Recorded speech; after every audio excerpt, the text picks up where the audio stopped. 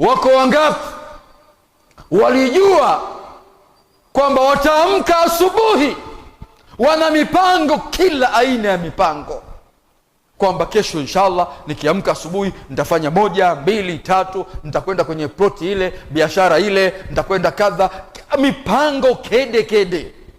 Lakini wakati mwenyewe anapanga mipango, waqad nusat akfanuhu wala yadri, sanda yake inashonwa, yeye hana habari. Wewe unapata fursa ya kurejea kwa Allah. Rejea kwa Allah. Anasema au tuqbadhu ruhahu ala ta'a ma'siya. Hujui roho yako itatolewa wakati gani. Je, itatolewa roho yako uko msikitini wewe unaswali, au roho yako wewe itatolewa katika maasi na unajua kabisa kwamba Mtume Muhammadin sallallahu alaihi wasallam anasema yub'athu al-'abd ala ma mata alayhi, anafufuliwa mja kwa ile hali ambayo alikuwa yeye amefia. Je, utafia wakati gani? Tumia fursa yako hiyo kurejea kwa Allah.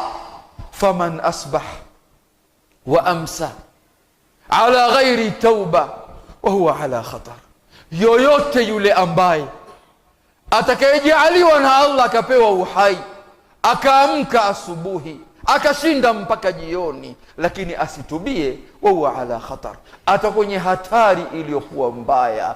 Kwa nini? yukhsha an yalqa Allah azza wa jalla ghaira taib, uchelea mtu yule akakutana na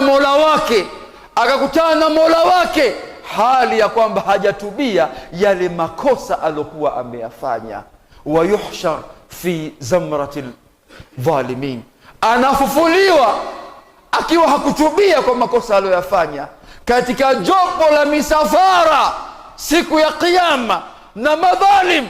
Na Allah mwenyewe anasema waman lam yatub faulaika humu dhalimun, yule ambaye asiyetubia makosa aliyokuwa nayo mpaka mauti yanamkuta, mtu huyu atakuwa miongoni mwa wale ambao walikuwa madhalim.